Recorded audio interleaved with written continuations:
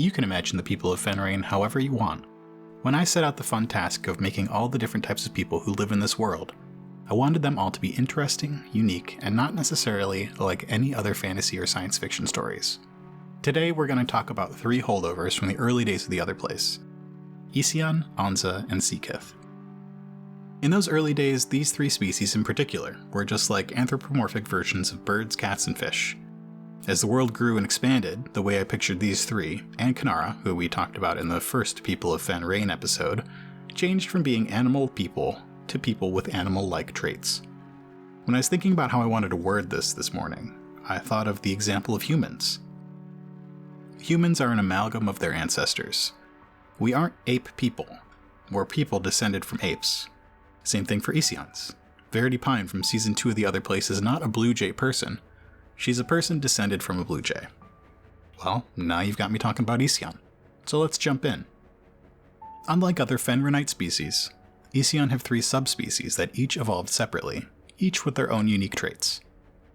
All Isyon are winged and can be found flying from Brightport in the west to Point in the east.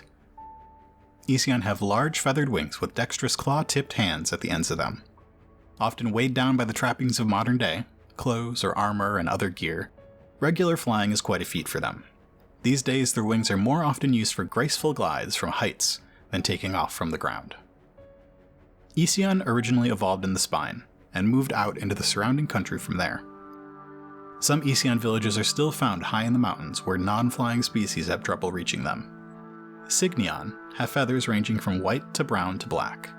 Their bills are rounded and come in a range of reds, blacks, and yellows. Signion have a thick layer of down that protects them in the cold temperatures, and their feathers are oily and waterproof. During the summer, Signion molt their feathers, including their flight feathers, and are grounded for about a month. Signion originated in the highland lakes between the eastern and western Spine Mountains. They surrounded their floating villages with farms of underwater tubers and roots, crustaceans, and insects. Signion have spread out from their original homes in the center of the continent, but their giant shield shrimp farming practices remain a staple of the region to this day. As the Signion spread across Fenrayne, they brought their concept of river towns with them. Offering excellent protection against the dead, Signion-style towns have popped up all over Guildland and Nordia. Plosyon spread from coast to coast much earlier than their feathered kin. Spreading out from the steppe to the north of Highreach around 300 BDW, they found their ways into the courts of the Stralvalda in Nordia, and as the Walk of the Warrior dwindled, moved south to Brightport, and then east into Hearth and Guildland. Plosyon are known for their beautiful voices, colorful plumage, and often for weaving skills as well. They're smaller than other Isyon, with round, pointed beaks and feathers in browns, blacks, red, yellow, and orange. Corvion, the last subspecies of Isyon, are right in the middle size-wise between the heights of Plosyon and Signion. Their feathers come in a variety of colors from iridescent blacks to blues and whites to grays and taupes. Many have interesting feather patterns. Some have feathery crests on top of their heads. Their sharp beaks likewise come in a variety of shapes and sizes. Corvion love puzzles and can spend hours working out complex answers to complex questions. Corvion originated in the mountains of the Spine and only came down from their villages a few hundred years ago. Their villages have complex social structures centered around a council of 8 Isyon. The councils, made of 2 elders, 2 middle-aged Corvion, 2 young adults, and 2 children, oversee each village and keep the needs of every family in mind when making decisions. When food becomes scarce around one village, the council will decide to migrate. Each Isyon in that village will pack what they can carry and fly to a new location.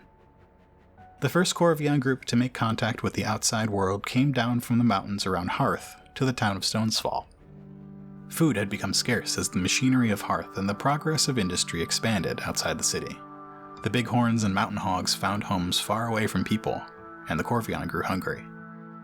The outside world knew about the Isyon of the mountains, but paid them little attention. If they weren't going to interact with the world wasn't going to interact with them. But when they came down from the mountain, the people of Stonesfall realized that these Isyon were not like the Plosyon and Signion they knew so well. From there, Corvion spread across the continent, and they can now be found pretty much everywhere. Onza comes from the scientific name for leopard, or Panthera onca. That's onca with a C. And Onza with a Z is an old name for a Spanish doubloon. So now that we've got cats and wealth tied together, let's talk about the Onza. Onza are fur-covered with feline features. Their coats range in color from black to white, peach, brown, red, and yellow. Some have stripes, others have spots. Some have long hair, some have short hair. But unlike Isyon, Onza are just all Onza. Onza have a reputation for being fast, agile, and quick-witted. They have long, digitigrade legs and slender clawed hands. Like cats, their claws are retractable. On average, Onza are slightly shorter than humans and theirs. They have long tails, which swish around as they speak, think, or play, and act as a secondary language when among other Onza. There's a phrase taught to all young Onza of a certain social standing. Don't show your claws. These Onza of high class work hard to maintain a high standard of dignity and aloofness from the typical rabble. They aggrandize etiquette and formality and like to think of themselves as being above the petty everyday mediocrity of common people. These Onza work hard to still their expressions and their tails. One interesting group of these Onza live in the forested city of Longvale. Longvale is surrounded by large conifers called redwoods and heartwood, and one Onza family has made a name for itself by chopping them down. The Fitzcharles family are one of the wealthiest families in the eastern half of Guildland. Fitzcharles Lumber and Millwork has been run by the Fitzcharles family for ages. Over time, it's grown from a business owned and operated solely by the Fitzcharles family to one employing over 1,000 people in the Longvale region. Every half-century or so, the Fitzcharles will make a name for themselves for something other than lumber. Ghost hunting runs in their blood. Since the early days of ghost sightings in Fenrayne, young Fitzcharles children have been sent off to the Applegate School for the Paranormal Arts in the hope that they've inherited their bloodline's abilities. Most just learn swordsmanship and business ethics from the school, but every once in a while, a Fitzcharles can speak with ghosts. A century ago, Adriana Fitzcharles trained with Arnold Applegate, the founder of the Applegate School, and was gifted beyond most of his other trainees. It was said that when a ghost was properly contained, Adriana could have full conversations with spirits. Her investigations into the nature of ghosts and hauntings, the consciousness of spirits, and specialized hunting techniques continue to influence the studies of young ghost hunters to this day. Now, the Fitzcharles family is not like the majority of Onza. Typical Onza don't live by the elite's strict rules and see themselves on equal footing with everyone else. Onza can be found all across Fenrayne working the land and seas, in fields as diverse as farming, science, security, and politics.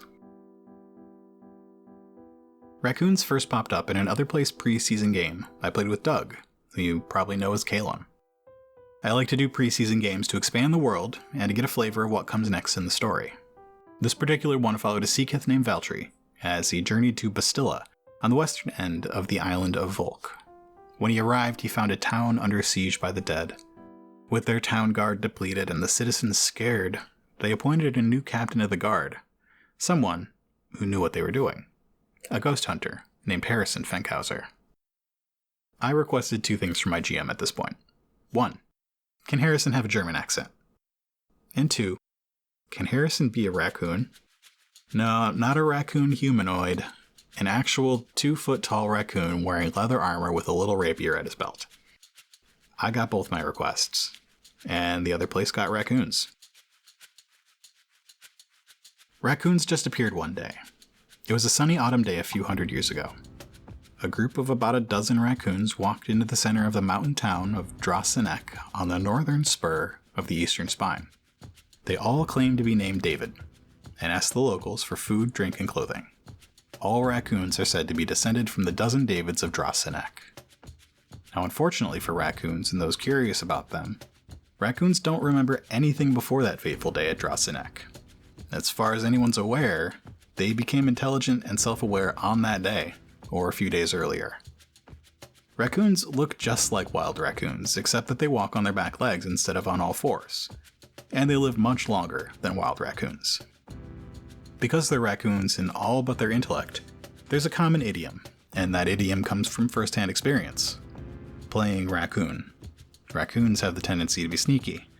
Their small size paired with their innocuous appearance means that they can get away with some tricky business, especially when they start walking around in their birthday suits. Raccoons tend to get jobs suited to their small frames and tiny hands. They can squeeze into tight places like the bowels of airships or other mechanical masterpieces. They're comfortable getting messy as long as they've got somewhere to wash their hands when the work is done. Once every 3 years, raccoon families will make a strange journey. Friends of raccoons tell stories about how their small friends just drop what they're doing and look to the east, or west, or north, or south, depending on where they are, and then just leave. It hits different raccoons at different times, but it usually will happen to a whole family simultaneously, and always every 3 years. People have tried to follow their friends to see where they go, but nobody's managed yet. Don't forget, raccoons are small and sneaky.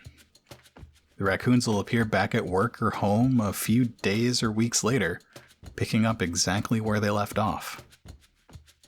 Raccoons are weird, man. Naming the Seakith was easy. Ocean, water, sea. People, kin, kith. The Seakith are the kinfolk to the ocean. Seakith are usually about as tall as humans or thares. Most of the Seakith you see in Guildland have gray, silver, green, or brown skin, while Seakith from the southwest of Fenrayne usually have brighter tones. Seakith have patterns of scales, which, when underwater, reflect and refract light to make them more difficult to spot. Seakith have an extra cone in their eyes, which allows them to see red, green, blue, and ultraviolet. Oftentimes, Seakith will dye thread or yarn with colors only other Seakith can see. When two Seakith run into each other, they instantly know where the other is from, based on the patterns on their kilts or sweaters. Similar to great white sharks, opah, or tuna, Seakith are warm-blooded. Like their mammalian and avian friends across the world, Seakith pump warm blood through their hearts and all throughout their bodies. To combat the cold temperatures of the deep ocean, Seakith are also able to transfer heat from their muscles to their circulatory system.